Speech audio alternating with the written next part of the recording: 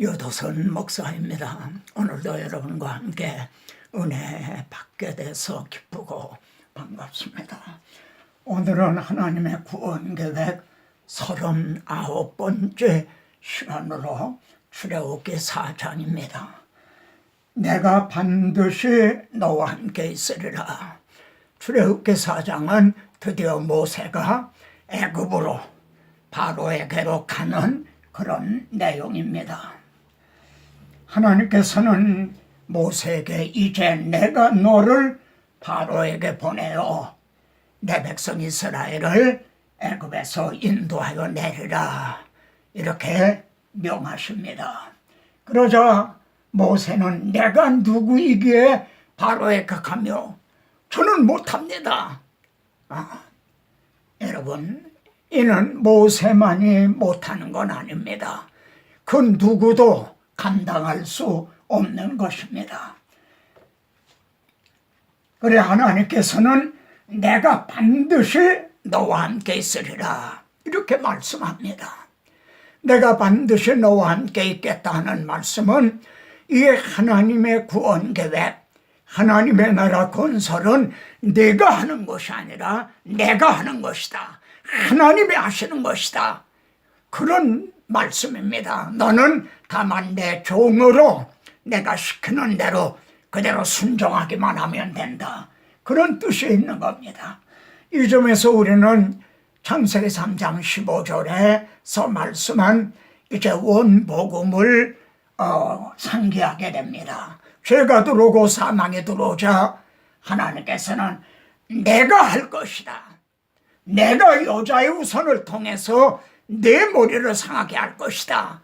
내가 할 것이라 이렇게 선언을 하셨습니다. 이제 그래서 모세 하나님이 되셔서 이제 출애굽을 하게 하시고 홍해를 육지같이 건너게 하시고 그리고 광야를 이제 통과해서 이제 약속의 땅에 건너다 보이는 모압 평지에까지 이르게 됩니다. 그때 모세는 이렇게 말합니다. 이제 내 나이 120세라. 예? 하나님은 모세에게도 너도 이제 들어가지 못하리라. 그래 모세는 지금 구속사의 무대에서 퇴장을 하려고 합니다. 이때 모세가 내 하나님 여호와가 너와 함께 하시며 내 하나님, 너의 하나님이라고 말씀을 한다는 점, 이 점이 중요합니다. 모세는 구속사의 무대에서 떠나지만 모세와 함께 하신 하나님은 떠나시지 않고 이제 내 하나님, 너의 하나님이시다. 너의 하나님이 되셔서 하나님의 구원 계획을 이루어 나가실 것이라 이렇게 말합니다. 그래서 모세가 죽은 후에 하나님께서는 여호수아에게 내가 모세와 함께 있었던 것 같이 너와 함께 있을 것임이라. 여호수아의 하나님이 되셔서 가나안 땅을 정복하게 하시고 이제 그걸 분배해서 거기에 거주하게 하셨던 겁니다. 이 말씀이 우리에게는 어떤 의미가 있는가? 성령이 이르시되 내가 불러시키는 일을 위하여 바나바와 사울 즉 바울을 따로 세우라 이렇게 명하십니다. 성령께서 바울을 도우신 것이 아닙니다. 성령께서 하시는 일에 바울을 그리고 바나바를 들어 쓰셨다는 겁니다. 오늘날도 이 마찬가지입니다. 이 점을 우리는 정말 명심해야만 되겠습니다. 그러자 모세는 너의 조상의 하나님이 나를 너에게 보내셨다 하면은 그들이 그의 이름이 무엇이냐 하려니 내가 무엇이라고 대답하리까 이렇게 이제 묻습니다. 왜 그들이 그의 이름이 무엇이냐 뭐 이렇게 물을 거를 예상했을까요? 이들은요 이제 그 땅 이방인의 애굽에는 말입니다. 바벨론, 아수르에는 그리고 이제 헬라, 시랍에는 말입니다. 많은 신들이 있었는데 그 신들에는 이름이 있었다는 겁니다.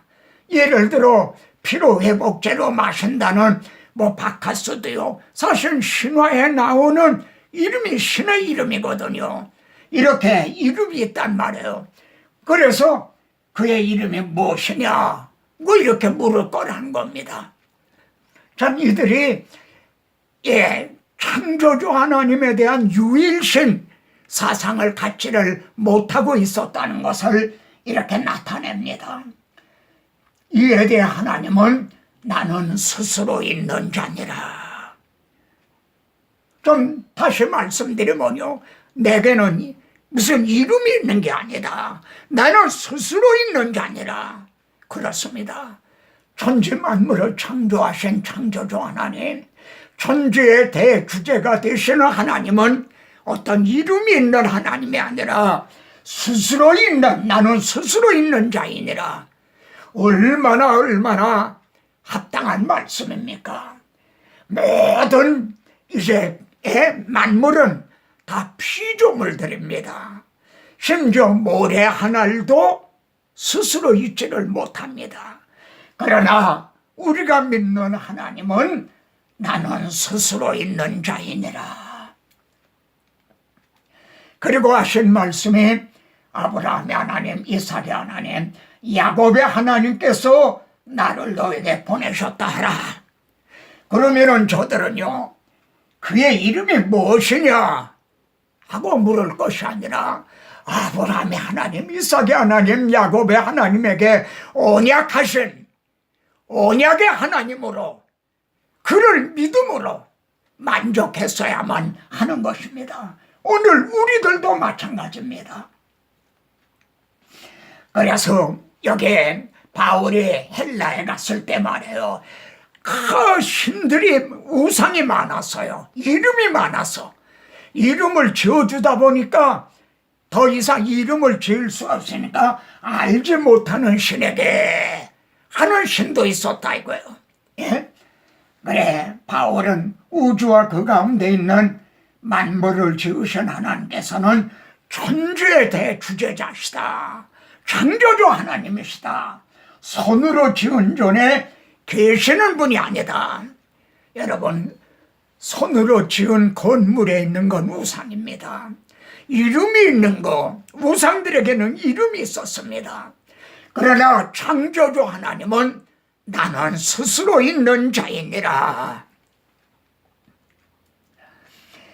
아브라함의 하나님, 이삭의 하나님, 야곱의 하나님, 이것이 나의 영원한 이름이다. 예?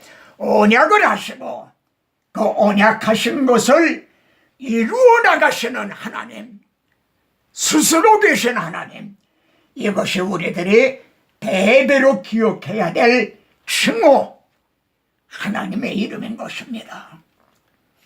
그런데 6장에서는요, 나는 여호와니라 이렇게 말씀합니다.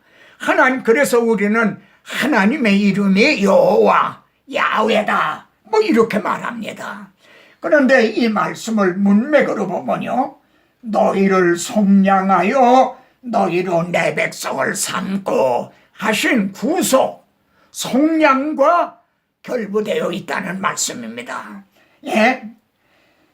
이제 그래서 이 출애굽기에는 대속을 하셨다는 말이 7번이나 나옵니다. 그러니까 나는 여호와니라 하는 말씀은요, 이제 우리를 속량하여 주시는 하나님, 대속해 주신 하나님과 결부된 그런 칭호인 것입니다. 예?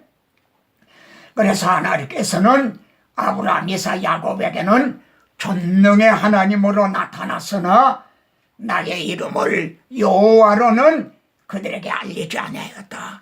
창세기에는 속량하여 혹은 대속하여 이런 말씀이 없습니다.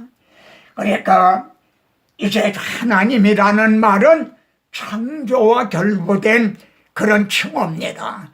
그래 창세기 1장에 보면 하나님이 창조하셨다 이렇게 되어 있습니다.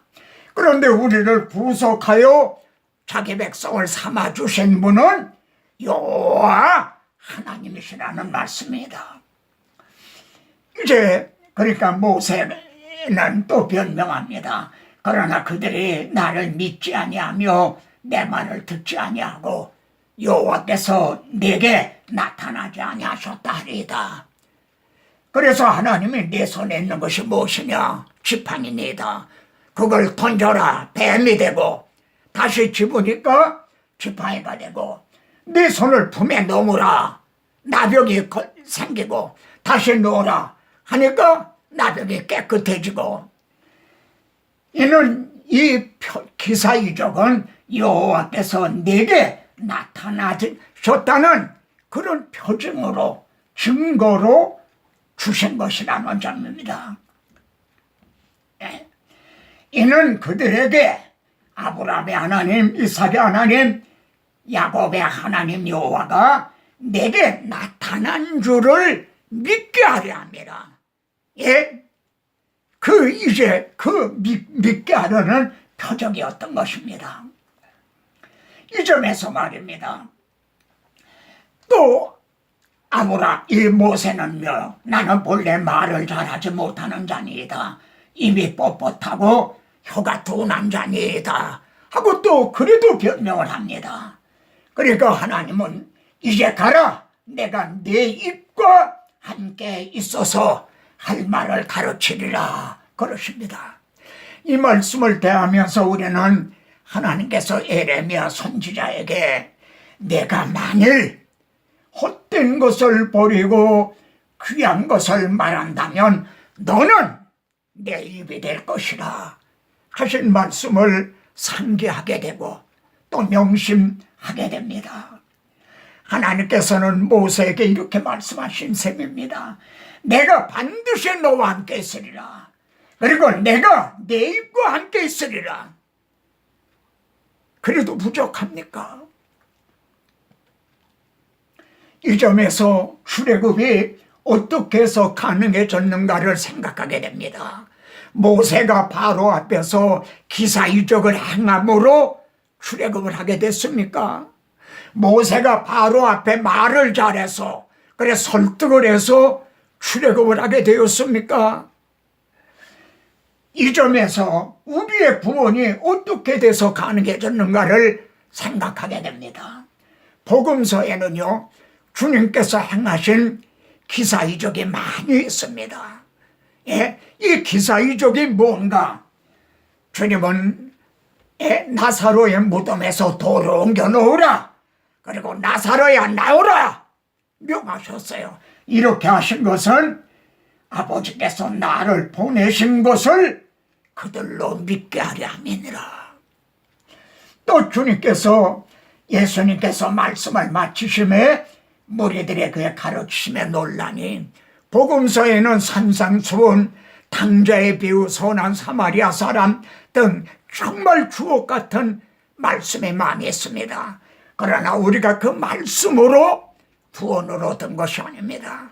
출애굽을 하게 된 것도 유월절 어린 양의 피로 말미암으며 우리가 구원 얻게 된 것도 하나님의 아들 예수 그리스도께서 유월절 어린 양이 되어 주셨기 때문에 가능해졌다는 겁니다. 모세는 3기로 나눠지는데 바로의 궁에서 40년 그리고 광야에서 양을 치는 그 목동으로 40년 그리고 하나님의 부르심을 받아 하나님의 종으로서의 40년. 예? 자, 모세가 어떻게 변화됐는가를 보십시오. 좌우를 살펴 애굽 사람을 쳐 죽이던 그 혈기왕성하던 모세. 예? 그리고 형제들이 하나님께서 자기 손을 통하여 구원해 주시리라는 것을 깨달으리라고 그렇게 좀 자고하고 자만했던 그 모세, 그것은 이젠 찾아볼 수가 없는 겁니다. 모세는 이렇게 말합니다. 내 하나님 여호와께서 이 40년 동안 광야길을 걷게 하신 것을 생각하라. 모세에게도 광야에서 40년 동안 하나님은 훈련을 하심으로 말입니다. 이는 너를 낮추시며 하나님만을 의뢰하게 말입니다. 그래야 너를 시험하사 내 마음이 어떠한지 하나님만을 의지하게 말입니다.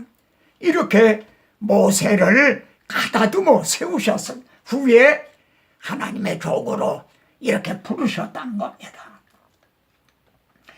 이 사장을 우리가 관찰해 보면요, 핵심적인 단어가 있는데 손이라는 말이 13번, 입이라는 말이 7번이나 등장을 합니다. 지금 드디어 모세가 애굽으로 갑니다. 그런데 빈손으로가 아니라 하나님의 지팡이를 손에 잡았더라 그럽니다. 여러분, 이 지팡이는 양을 치던 목동의 지팡이였습니다. 그런데 이제는 하나님의 백성, 하나님의 양무리를 인도해야 될 하나님의 지팡이가 된 겁니다.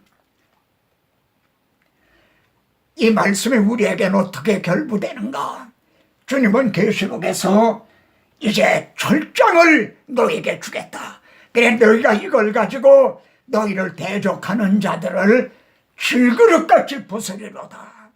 그러시면서 나도 내 아버지께 받은 것이 그러하니라. 그런데 주님은 이 권세를 승천하시면서 가지고 가신 것이 아니라 교회에게 말입니다. 예, 이 복음을 증언할 증인들에게 이 권세를 맡겨주셨다는 겁니다. 형제의 손에는 이 철장의 권세가 들려져 있는 겁니다. 이제 가라. 내가 네 입과 함께 있어 내 말을 할 말을 가르치리라. 그런데 우리 주님은요, 어떻게 무엇으로 대답하며 무엇으로 말할까 염려하지 말라.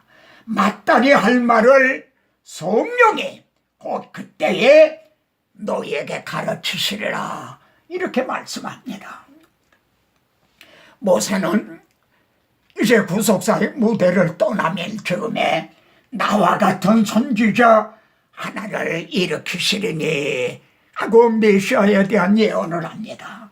모세는요, 오 주여 보낼 만한 자를 보내소서 그럽니다.